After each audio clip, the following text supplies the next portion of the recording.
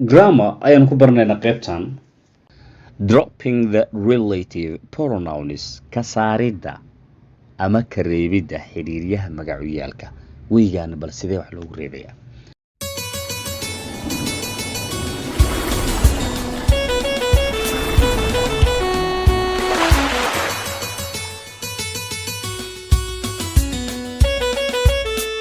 Assalamu alaikum warahmatullahi wabarakatuh.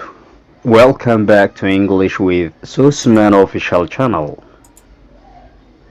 waa qaybteennii grammarka ahayd waa qaybteennii naxwaha ee ugu muhiimsan barashada luuqadda sidan hore u sheegay dropping the relative pronouns ka saaridda ama ka reebidda xiriiryaha magacyaalka weygaan bal sidee wax loogu reebayaa Look at these sentences jumladaha.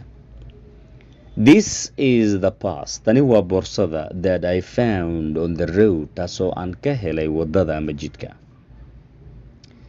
Here the past is complement waxay kaamil ku tahay to the verb ficilka is. We can drop that here.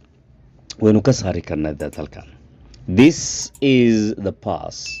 Tani waa boorsada I found on the road and jidka ka helay. George liked wuxuu jeclaaday ama ka helay the present hadiyadii ama abaalmarintii which I gave him taasoo aan siiyey. Here the present hadiyada is object waxay mafcuul ku tahay to the verb ficilka liked ayay u tahay. Here too halkaana sidoo kale we can drop waynu ka saari karnaa the relative pronoun xiriiryaha magacyaalka which ah. George liked the present I gave him waxa uu ka helay hadiyada aan siiyey isaga. But laakiin a relative pronoun xiriiryaha magacyaalka cannot be dropped lagama saari karo when it follows marka ay raacdo a preposition markuu raaco meeleeya. When it follows a preposition erey meeleeya ah markuu raaco lagama saari karo. Here is the man with whom I'm very friendly. Halkan waxaa ah ninka aan aad saaxiibka ula ahay. This is the school. Kani waa iskuulka in which I study kaasoo aan wax ka barto ama ka daraasay.